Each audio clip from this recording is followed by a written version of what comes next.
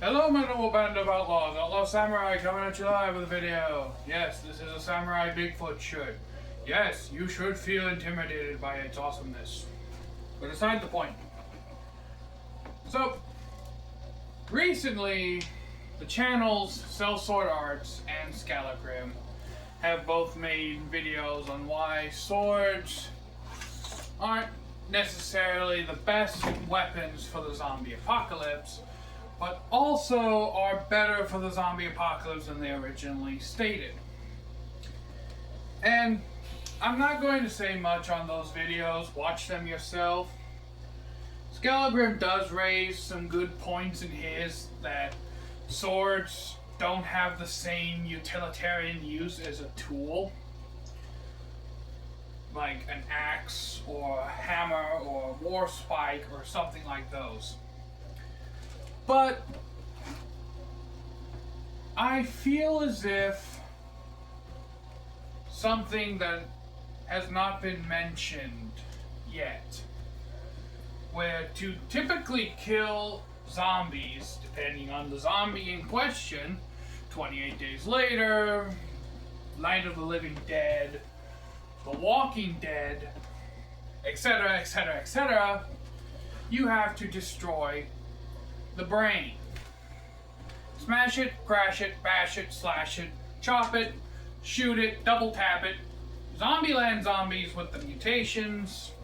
There's a lot of different zombies in pop culture, literature, and even in cultural, religious, and mythological texts, like the Haitian zombies of the voodoo mythology / religion. But here's the thing that everyone who talks about swords in the zombie apocalypse don't seem to realize, and that is, do you really need to worry about destroying the brain so long as you disable the zombie? And what I mean by this, in its most simplistic form, is most of the time, if, let's say, I'm going up against a single zombie, I don't really need to worry about destroying the brain when I can just lop off its head, a decapitation if you would. The head will roll one way and the body will drop. In essence, the zombie is defeated. Now, I hear some of you say, well, Outlaw, even in some cases, some zombies, their bodies will continue to move even after you've cut off their heads. And yes, it all depends on the type of zombie that we're fighting here, but let's say we're going with your standard Night of the Living Dead / Walking Dead zombie. And Michonne proved it herself. Cut off the zombie's arms, its lower jaw, chain those bastards up, and you basically A, have camouflage, and B, have also rendered the zombie pretty much worthless at that point. Because you've disabled all of its actual weaponry. Can't grab you, can't really bite you. So there's that. But, like I said, sometimes their bodies can continue to move after you've decapitated them, but are you really going to worry too much about a headless zombie's corpse that can no longer infect you unless you ingest its blood? And argumentatively, I can hear you say, a live zombie head on the ground, I mean, that could become a potential infection, but I doubt you're going to be wearing Miller Lite sandals in a zombie apocalypse, especially in a combat situation. Most people are going to be attempting to wear either sneakers or thick leather boots would be the most common footwear, which a regular living human can't bite through them, so zombie, no problem. But no one ever really talks about just simply decapitating a zombie, or just cutting off its limbs and leaving it there. If you're fighting multiple zombies, I would find it to be actually more advantageous to think like you're fighting regular humans. In a sword duel, let's say you're a trained swordsman, a swordmaster, and 3 standard ruffians with kitchen knife sized blades attack you. First one attacks, attempts to stab, you sidestep, bring the blade down, and you slash through his arm. You've essentially made him useless because of the massive trauma and blood loss that's going to take place. And then you can turn your attention to the other 2, which, since they're regular humans, might simply just get terrified enough to run away. Or if they are stupid enough to press the attack, there are plenty of different techniques to dispatch such uneventful opponents. Well, let's transfer that over to the zombie. You're fighting 3 zombies and they charge at you. Let's say these zombies, not full sprint, but they do have the ability to kind of jaunt along, like almost like kind of a fast charge like this. Well, depending on the multiple factors, let's say these are freshly turned zombies whose bones and flesh are still relatively not hardened through decay and necrosis. Same basic principle applies, where if the zombie is charging at you with its arms elongated and they can't do the same complex turn on a dime movements you can, turn on a dime and baseball swing that bitch's head off. Now, I know what you're going to say, Outlaw, clean decapitations like that aren't easy. And no, they're not. But at the same time, historical precedents of such attacks decapitating people are present, normally in cavalry charges, where you have the sword elongated like this and you're riding down and you just kind of let the sword's momentum and the horse's speed do the work. But the principle can be transferred over, and depending on how skilled you are with a sword, because there are multiple written historical accounts of professional trained swordsmen being able to decapitate a person in one swing, i.e.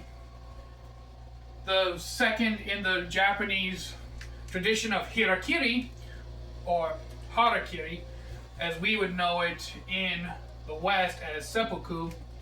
Once the one committing seppuku slices open their belly, a second would cut off their head at the moment of most intense pain. The goal being to cut just deep enough that you sever the head, not completely, but has enough of a flap of flesh left over that it just kind of falls into one's lap. And that requires an extreme amount of skill and precision.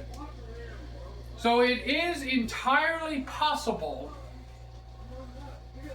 to do a full decapitation, especially if the zombie's kinetic energy meets with yours and you're able to get a good follow through. Now, is this guaranteed to happen? No.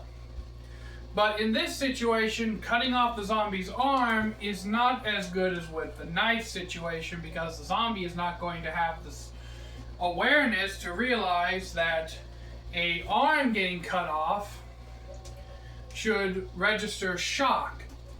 They're not going to care. But let's say that you do manage to decapitate that first zombie, you've essentially just cut your threat by 1/3. The zombie's body lays motionless on the ground and its head is now on the ground as well. Which most people won't entirely agree with me on this, but you could also pick up that zombie head and chuck that bitch at one of the other zombies, potentially knocking it off balance. And then you could go in and, especially with Japanese swords and katanas, because this is how they were tested, depending on the blade you're going to use. This is my Balor Arms Bayako. I just didn't feel like, I felt like using a different blade than the Warrior O for once. You could essentially cut them straight across their midsection, remembering that mostly everything below the ribs and between the hip bone is soft, squishy flesh. Meaning the only bone you have to worry about is the spine in the back. And if you do manage to sever the second zombie's spine in this instance, again, that thing's going to drop because it no longer has the skeletal structure to keep it upright. And then, just for consistency's sake, you decapitate the third zombie. People, when they talk about zombies, are so focused on destroying the brain that they don't realize that zombies are, in essence, humans that don't feel neither pain nor fear, but can still be systematically cut apart exactly the same. Alright? They won't have the same reactions as a human would getting sliced in half or cut apart, but they will have the same physical effect. Now, I mentioned earlier in the video that Skallagrim mentioned that swords do not have much of a utilitarian tool-like point to them. And to be completely truthful, this is true. Most people aren't like me and will literally use their sword as everything from a surgical tool, and I mean surgical tool in the sense of systematically cutting someone apart, to crude mundane tasks like cutting open a bottle of water. Or if any of you have seen the Cold Steel playlist where I chop down a small tree with the Warrior O, because I was told no one would take a $700 sword out into the woods to chop down a tree. I took that as a challenge. I did. Look at my Cold Steel playlist.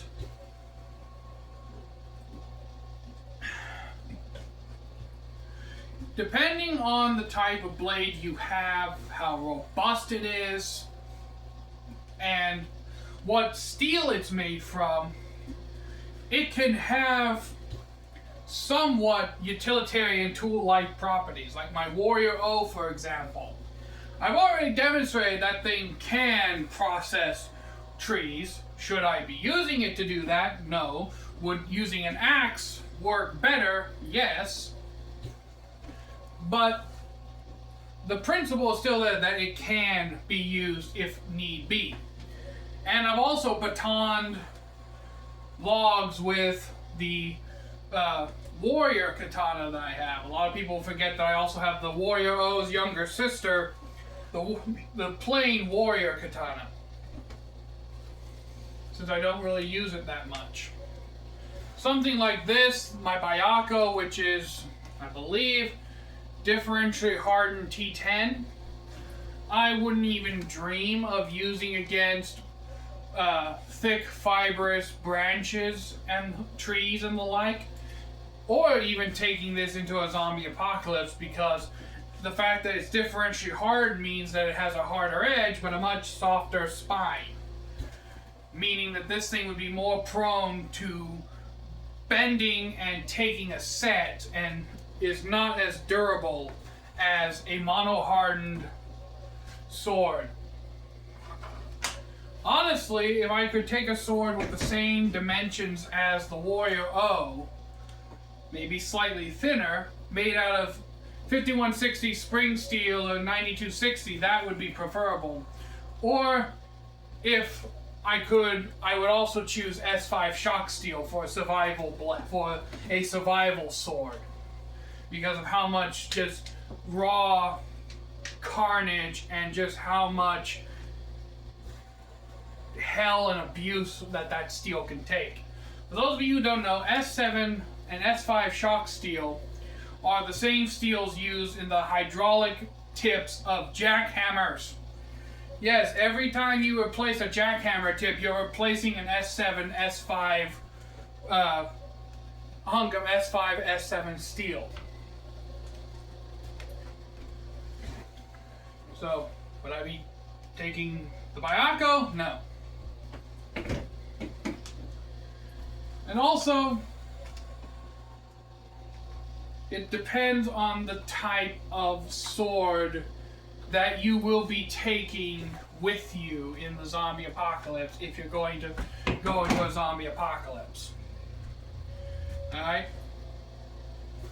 Now, we all know the classic internet debate that has relatively gone silent over the last few years of mighty, traditional, 10 billion folded, ancient, mystical katana sword and filthy European crucifer steel.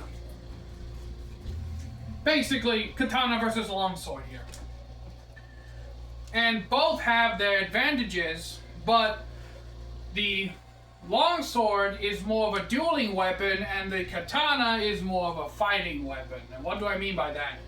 The longsword was, with its crossguard and the way it's designed, is designed to be much more nimble and quick in most iterations, allowing for quicker movements and more judicial style dueling, in my opinion. While the katana is meant for more battlefield, you're not really worried about performing a specific chain of attacks going from I believe this is Bull Guard to Wrath Guard to High. I believe this is High Point, and even Swift, and even transitioning into a Krunpao. You're not really worried about all the more fancy etiquette, dueling style combat.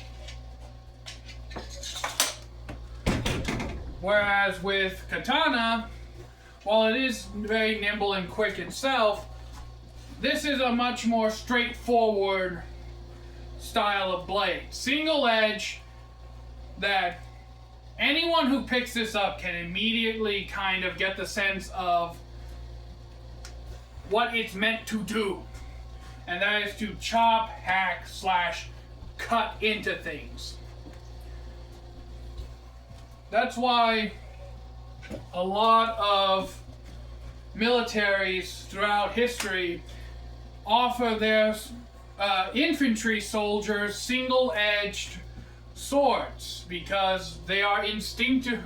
There's an instinctive knowledge on how to use a single-edged blade. You swing, you cut.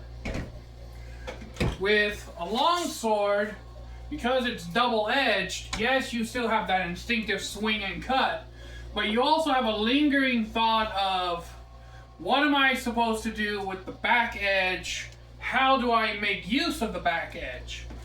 With a single-edged sword, that secondary thought doesn't really permeate in my experience.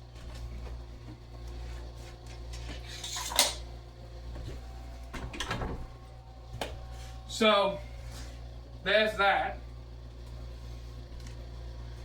Now, if I could design my perfect zombie killing sword, and I know some of you will consider this blasphemy.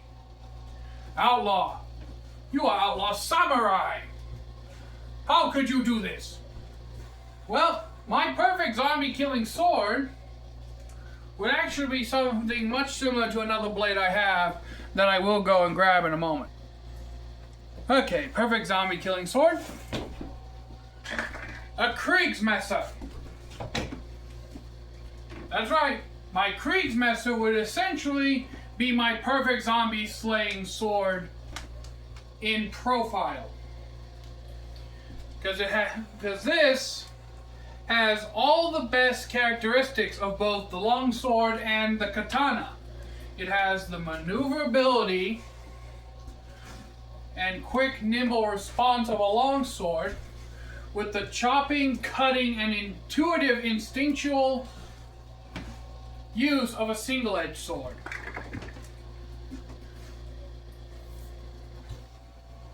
Now, would I want something this thin and flexible? No. I would actually lean more heavily into a katana blade geometry, personally speaking, to get a very rigid, very stiff blade that is good for cuts and thrusts. Because remember, you're not just fighting zombies. You need to take into consideration you may be fighting other humans. Sometimes they may have guns, sometimes they may just have sticks. But wooden stick versus metal edge stick. Metal stick, 9 times out of 10 win. If you know what you're doing. Now, personally, I would not have any kind of noggle or side rings, simply because wearing a sword that has those on your hip, unless you have the sword suspended in just the right way, they'll dig into your sides. Trust me, I wear swords into my... Indiana has no restriction on blade length, meaning I can legally carry swords, so I know what I'm talking about when I say that having a sword dart dig into your side is not exactly a pleasant sensation. And personally speaking, while I know the noggle is there for practicality, I don't exactly like how it throws off the symmetry of the blade. But yeah, I would have a Kriegsmesser style, kind of a Kriegsmesser falchion style blade. I would naturally have a longer grip, maybe, I want to say kind of a combination of a scent stopper pommel and a fishtail. Like I would essentially take this hilt right here and marry it to this blade. And then I'd have my perfect zombie cutter. I'd have the perfect sword for my sword style to begin with. But what do you think, my noble band of outlaws? Tell me what you think down in the comments below. If you have any thoughts on this or anything. And until next time, I'm out. Peace. And happy zombie hunting.